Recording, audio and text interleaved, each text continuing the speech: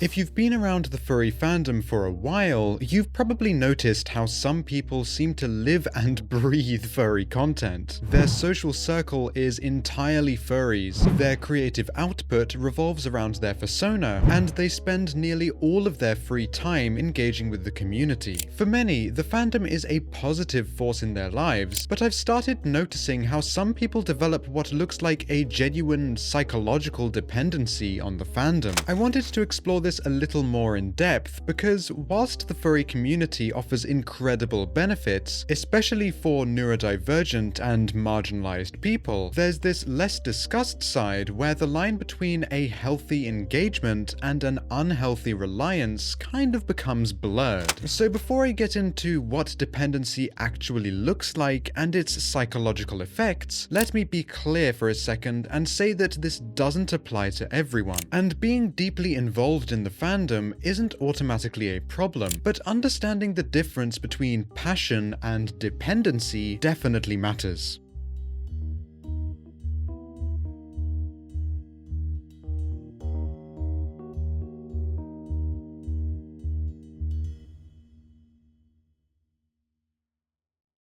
Now, here's something that might surprise you. Research from Fur Science shows that furries are actually less likely to suffer from mood disorders, anxiety, or ADHD than the general population. Despite facing significant bullying and social stigma, furries consistently score high on well-being measures compared to other fan groups. The fandom functions as a powerful source of social support, with its emphasis on belongingness, acceptance, compassion, and helping others. For many people, joining the furry community genuinely improves their mental health and gives them a stable sense of identity that they were just missing. And this happens to be particularly true for neurodivergent individuals who find the fandom's acceptance of different communication styles and behaviors liberating. But this same supportive environment can sometimes become a huge drawback which prevents people from developing coping skills for the outside world. And that's where dependency comes in. Psychological dependency on a community happens when it becomes the primary or only source of emotional regulation, social connection, and identity validation. You start to see patterns like someone feeling genuine anxiety or distress when they can't engage with the fandom, or their entire self-worth is hinging on their standing within the community. According to some research I read on fandom psychology, unhealthy engagement often involves using the community for emotional escapism rather than problem solving. Instead of addressing real-life issues, people retreat further into the fandom, which provides temporary relief but doesn't actually resolve underlying problems. Unfortunately, this can manifest as spending excessive amounts of time online, prioritizing fandom activities over responsibilities, or experiencing withdrawal symptoms like irritability and anxiety when unable to participate. The key difference from healthy passion is whether the fandom enhances your life or replaces it. And one of the clearest signs of dependency is what happens when someone tries to step back from the fandom. Some research I read on fan identity shows that people who've built their entire sense of self around being a furry could potentially experience a genuine identity crisis when they disengage. Believe it or not, there are genuinely cases of people leaving fandoms and feeling completely lost because they don't know who they are without that community label. When your persona feels more real than your actual identity, when all of your friends are furries, and when your creative work and social validation all come from one source, pulling away could become completely and utterly terrifying. And it is especially complicated for neurodivergent furries who have finally found a space where they feel understood. The fear of losing that acceptance can make people stay in situations or communities that have become unhealthy for them. Another aspect of dependency involves parasocial relationships with popular furry artists, fursuit makers, or content creators. Some research I've read shows that these one-sided relationships can provide emotional support and belonging, but they can also replace real-life connections. When someone's primary emotional investment is in people who don't actually know they exist, it creates an imbalanced social ecosystem. For example, you're getting the feeling of connection without reciprocity and accountability that real real friendships require. And social media makes this so much worse by creating the illusion of intimacy. Commenting on a popular furry artist's post and getting occasional replies can feel like friendship, but it's not the same as relationships where both people invest equally.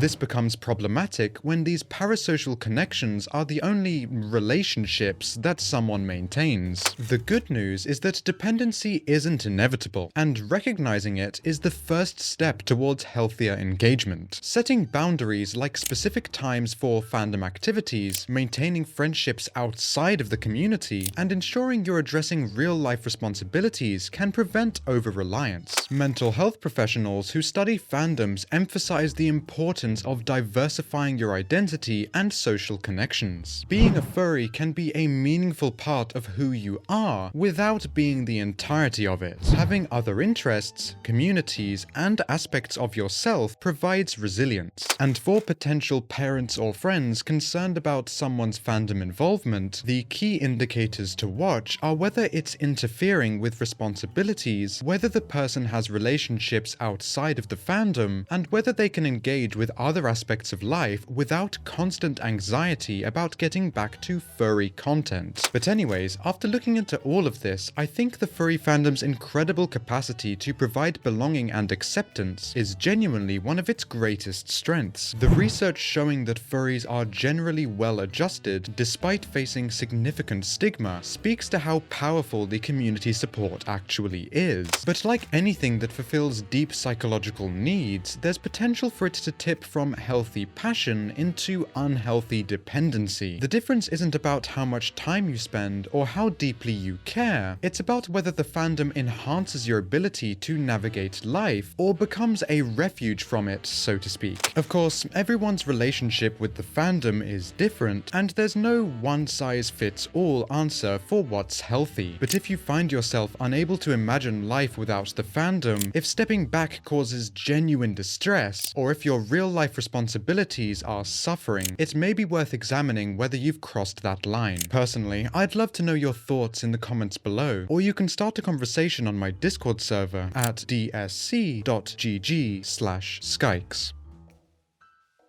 And with that, I hope you all have a fantastic day.